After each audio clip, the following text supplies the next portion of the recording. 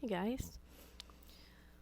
So I want to talk about something related to trauma recovery that I don't think people who haven't been through it understand.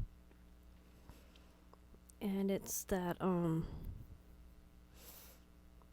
the old version of yourself, you can't really return to that person because that person has been forever altered, whether through a lifetime of trauma or one serious event that has just altered the course of their thinking and their life.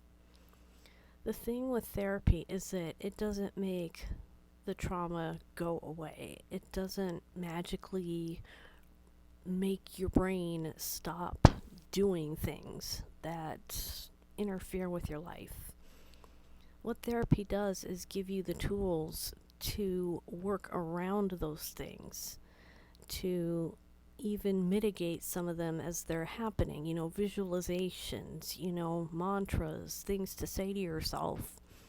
If you're having a bad thought, maybe you think of a picture of something like, I have a picture of Godzilla with a train in his mouth, and it says, F this train of thought. I'm not going to say the word, I don't want to get age restricted, but it says, F this train of thought.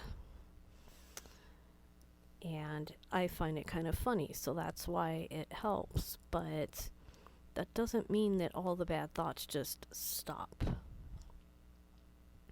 And it also doesn't mean that, oh, you're recovered, so that means you're okay, right? It's like, no, I just have tools to survive when things get difficult and triggering and bad and hard and scary for me. And I'm still, making a path through what's happening with me. And, depression and anxiety, they don't just disappear.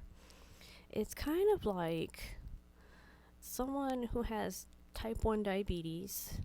They get diagnosed and they get an insulin pump and, they get nutritional help and they're taught what to do if they have a hypoglycemic episode. They're taught what to do if their sugar jumps up too high.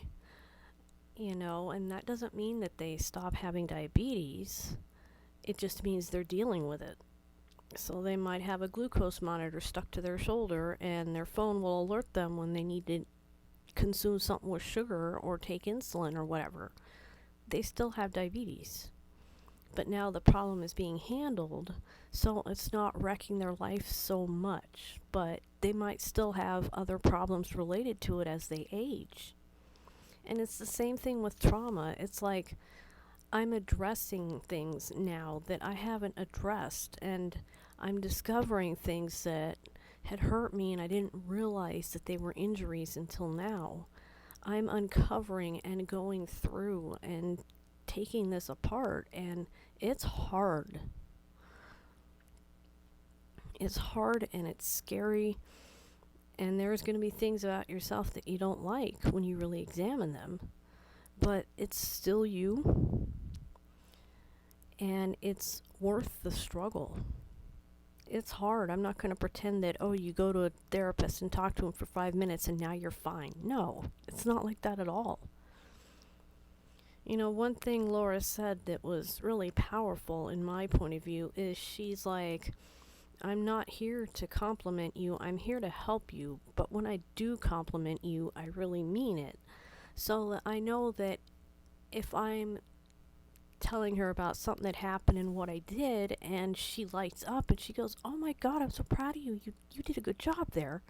She means it. She's not being indulgent, she's telling me that you're on the right track. And that helps me. Validation is helpful to me, and she does validate my feelings. Like I validate that situation. She says I validate that hurt. And that's important to me too. But trauma recovery it's not about just returning to who you were, because you can't. You can't return to an untraumatized version of yourself.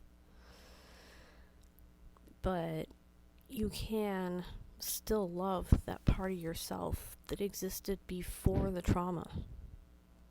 In fact, you should, because that is still a part of you, and the child or the adult or whoever your past self was that it was wounded, you've got to love that wounded part of yourself too.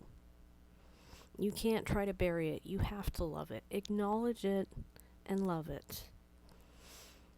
Because it's all about how you talk to yourself. And if you're mean to yourself, that's not going to make you better. That's not going to make things easier. It's just going to make you feel worse. And I'm saying this as someone who's struggling with talking nice to myself. My friend Donnie had a word for it. Self-bullying. Yeah. I am a queen of that. And I'm trying to teach myself not to. So yeah. You know, recovery is not about, oh, I'm all better now. It's just about learning to cope. I love you.